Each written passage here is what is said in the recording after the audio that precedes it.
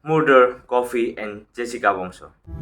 Australian resident Jessica Wongso has been charged with the murder of Mina Salihin.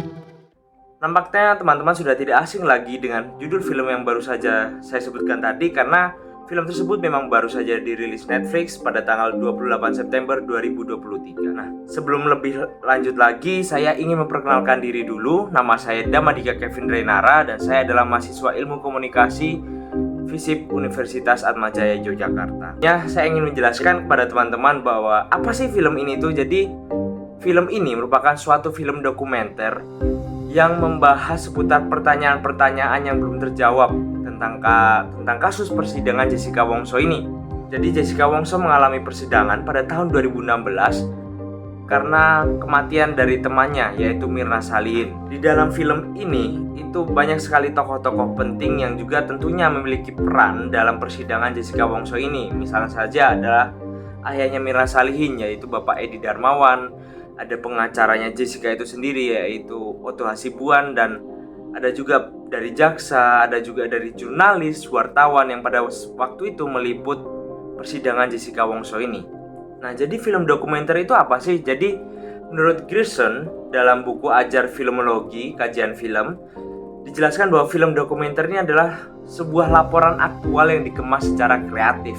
Jadi memang film ini dari awal hingga akhir itu memang memberikan kita laporan-laporan aktual seputar persidangan Jessica Wongso pada waktu itu, namun juga dikemas dalam bentuk yang sangat-sangat kreatif dan tentunya sangat menghibur. Dari awal hingga akhir, teman-teman akan tidak bosan saat menonton film ini.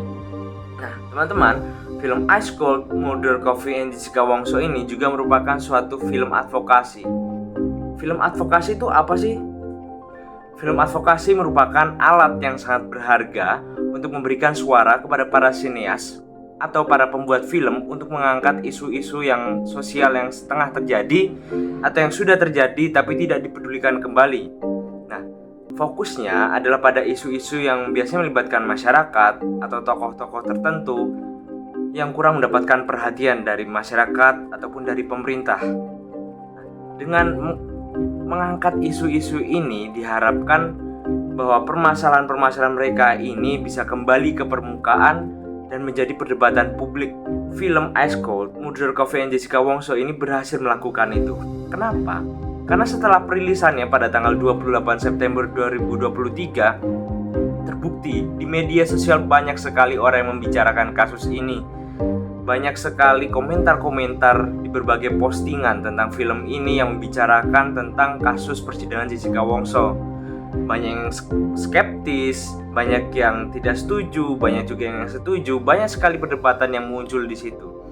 Hal inilah yang menjadikan film Ice Cold, Murder, Coffee, and Jessica Wongso ini sebagai suatu film advokasi. Mungkin saya akan menampilkan beberapa komentar-komentar menarik tentang seputar kasus persidangan Jessica Wongso ini yang muncul kembali karena munculnya film ini. Seingat saya menelpon. Jadi yang pada saat ini apakah terlihat Anda sedang menelpon pada di gambar ini? Sepertinya dari CCTV tersebut tidak terlihat, tapi saya tidak tahu kenapa.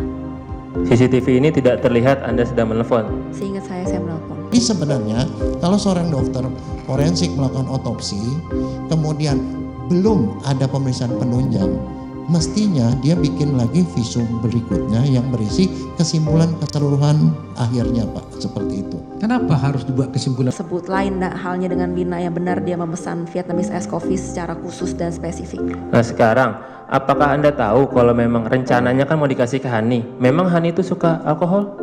Tidak. Tidak. Lalu tidak kenapa tahu timbul kalau di benak Anda bahwa ini untuk Hani?